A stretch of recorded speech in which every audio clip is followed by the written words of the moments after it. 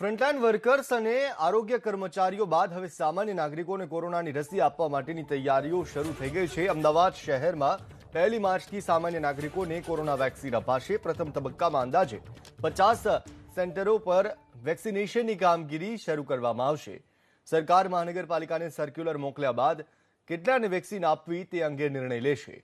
અમદાવાદમાં 1 માર્ચથી સામાન્ય નાગરિકોને કોરોનાની વેક્સિન આપવામાં આવશે। અમદાવાદ શહેરમાં અત્યાર સુધીમાં હેલ્થ વર્કર્સ, ફ્રન્ટલાઇન વર્કર્સને હોસ્પિટલ પ્રશાસનમાં વેક્સિનેશન સેન્ટરમાં વેક્સિન આપવાની કામગીરી કરવામાં આવતી હતી, પરંતુ હવે શહેરના અલગ અલગ સેન્ટર પર સામાન્ય નાગરિકોને કોરોનાની રસી આપવામાં આવશે। પ્રથમ તબક્કામાં અંદાજે 50 જેટલા સેન્ટર પર વેક્સિનેશનની કામગીરી શરૂ કરવામાં આવશે। રાજ્ય સરકાર મહાનગરપાલિકાઓને સર્ક્યુલર મોકલ્યા બાદ કેટલા વ્યક્તિઓને વેક્સિન આપવી તે અંગે નિર્ણય કરશે, પણ અમદાવાદ મહાનગરપાલિકાની તૈયારીઓ અનુસાર જે 50 વર્ષથી ઉપરના અને કોમોર્બિડ બીમારી ધરાવતા નાગરિકોનો સર્વે હાથ ધરાયા હતા, તે તમામ નાગરિકોને વેક્સિન આપવાની કામગીરી શરૂ કરવામાં આવશે। વેક્સિન સરકાર તરફથી આપવાનું શરૂ કરવામાં આવશે।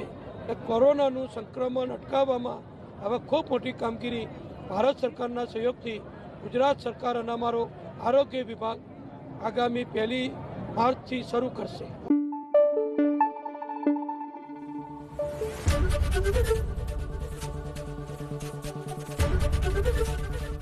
एबीपी अस्मिता, गुजरात में अस्मिता।